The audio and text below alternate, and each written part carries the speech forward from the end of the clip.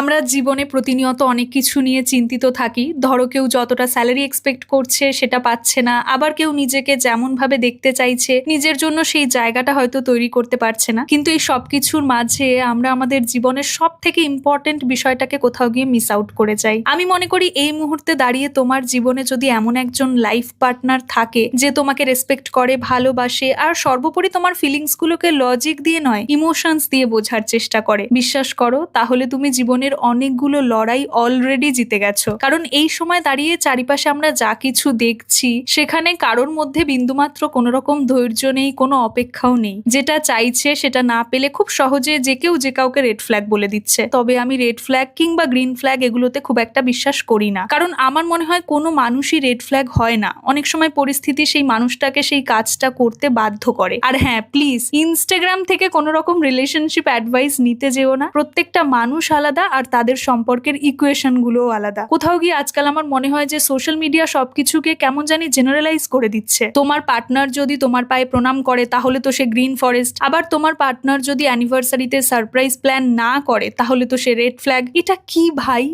গতকাল রাতে ওয়েদার রিপোর্টে দেখেছিলাম যে আজকে সারাদিন বৃষ্টি হবে, তাই রাজমা ভিজিয়ে রেখেছিলাম। সবসময় বৃষ্টির দিনগুলোতে খিচুড়ি খেতে মন চাই ঠিকই, তবে মাঝে মধ্যে ফর আ চেঞ্জ একটু অন্যরকম কিছু খেলে ভালো লাগে। আজকে দুপুরে সবার জন্য ওয়ান পট মিল হিসেবে রাজমা চাওয়াল বানিয়েছিলাম। চলো আজ তাহলে আসি, দেখা হচ্ছে তোমাদের সঙ্গে পরের ভ্লগে। বাই।